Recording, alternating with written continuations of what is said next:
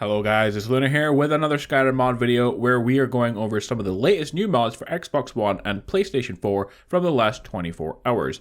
Today we have a bunch of mods to go over as usual, including finally guys, some new PS4 mods. There were quite a few out, so I have 2 in today's video and we will have a couple more in the next few videos over the next couple of days as well. So I think we don't have to waste any more time and we can just jump into today's first mod.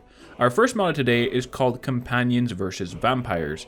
The mod seeks to turn the companion questline into a wild war of werewolves versus vampires, reminiscent of the Underworld movies. This one is a remake of another mod called Lycans vs Vampires, and it's essentially the same, but with significant improvements. The best of which is arguably you don't have to start a new game to get companions who turn into werewolves now. So for some of the new features, companions, members of the companion circle, so that means Ayla the Huntress, Farkas, Kodlak, Skjor and Vilkas, now all turn into werewolves during specific quests.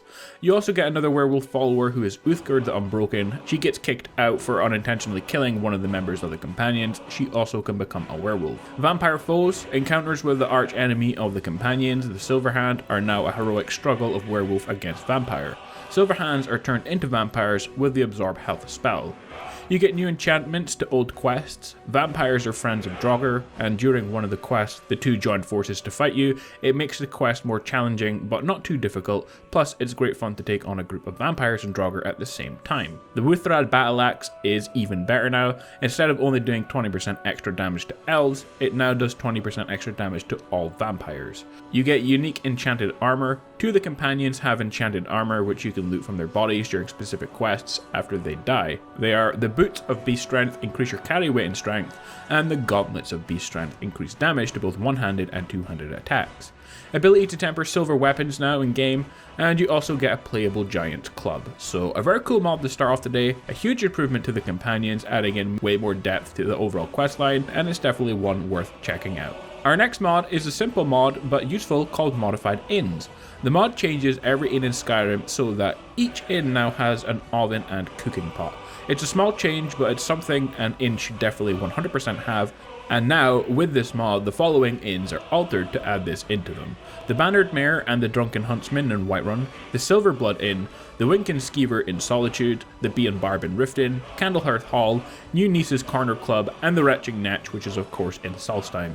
So all of those inns now have new cooking pots and hearthbar ovens inside of them to make it easier for you to make things in towns when cooking, and also it makes it a bit more immersive. Today's third mod is called JoJo's Bizarre Adventure mod, and this is a smallish mod that adds a new power and weapon based on the abilities of Dio Brando, the main antagonist of Part 1 JoJo's Bizarre Adventures. Everything in the mod can be accessed by activating the shrine next to the boss chest in Broken Fang Cave, so it's very easy to get to. Added content includes the Re power, which demoralizes enemies and sends them running, the Mada power, which temporarily allows you to regain your stamina at a faster rate, and the Hinjaku power, which simulates vampiric reflexes by slowing time by 50%. For the player. Finally, you get one other thing, which is the Vaporizing Freeze. It's Dio's ability to freeze his opponents by merely touching them, and that's added in the form of an equipable hand-to-hand weapon, so it's a ring, and you can use it by punching people. So a nice little mod there. It adds also to Broken Fang Cave itself, the theme from the anime as well, so the track playing in the background just adds a little something to the atmosphere in this cave. So it's definitely a fun mod. The fourth mod of today, guys, is called Project Eclipse and adds a big change to Auriel's Bow. Auriel's Bow now has an enchantment, and when it's used, it deals sun damage to enemies, which of course does more damage to undead, and has a chance to turn them to ash. So it's a very nice effect, but the bow can be improved again to be even stronger. If you use it with the Sunburst Elven arrows, you can now shoot the arrow with Auriel's Bow into the sun, and it will cause arrows to be fired from the sky hitting enemies and dealing sun damage. This one is very cool, can take out multiple enemies easily, just fire one arrow at the sun, and it's particularly effective against undead of course.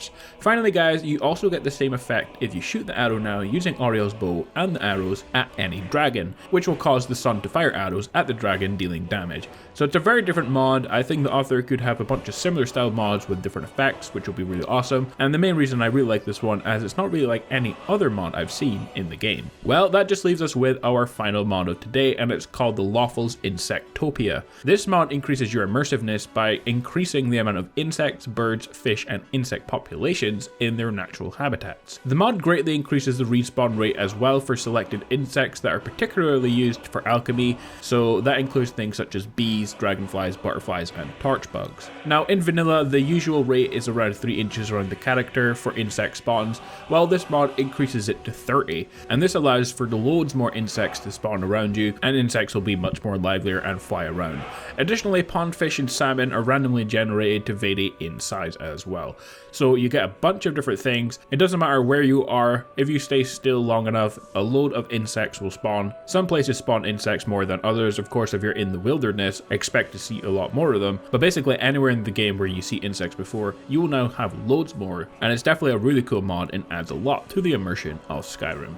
Well, that is about it for today's video. If you found the video useful, leave a like, it's very much appreciated. And if you want to see more daily news, guides, and updates on similar games, check out my channel and subscribe. You can turn on notifications as well to see vids as soon as they're released. But guys, thanks for watching, stay awesome as always, and I will see you all tomorrow for more Skyrim videos.